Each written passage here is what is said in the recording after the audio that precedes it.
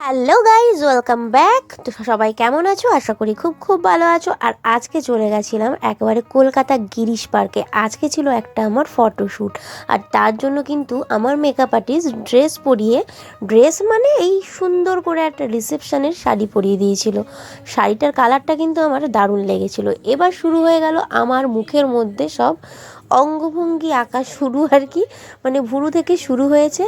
এবার কতক্ষণ না আমার মুখের উপর কারুকার্য করা হবে সেটা আমি জানি না, মানে আমার মেকআপ আর্টিস্ট জানে, আমার ভগবান জানে। ঠিক আছে, তো তোমরা একটু ধৈর্য ধরে অবশ্যই দেখো গাইস। এবার কিন্তু পুরো ভিডিওটা না দেখলে আমার লুকটা কেমন হয়েছে সেটা তো অবশ্যই তোমরা কেউ জানতে পারবে না।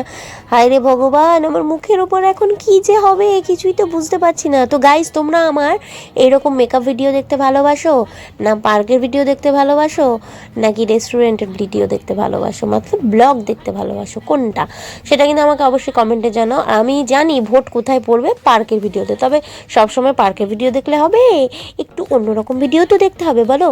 আমি তো সবসময় পার্কে যেতে পারবো না এইভাবে। তো এইরকম নর্মাল ভিডিওগুলো অবশ্যই একটু দেখো, আর কমেন্টে জানিও যে কোনটা বেস্ট লাগে। ওকে, তো এইভাবে দেখতে থাকো। আর আমি আর বেশি কথা বলবো না, লুকটা তোমরা কমপ্লিট করে দেখো শেষ পর্যন্ত।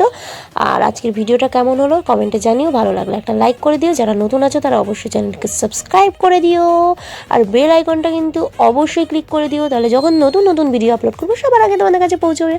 দেখো কত সুন্দর আমি একটা নতুন বউ লাগছে একেবারে। তো কেমন লাগছে বলো? আমার তো দুর্দান্ত লেগেছিল, তোমাদের কেমন লাগলো অবশ্যই জানিও।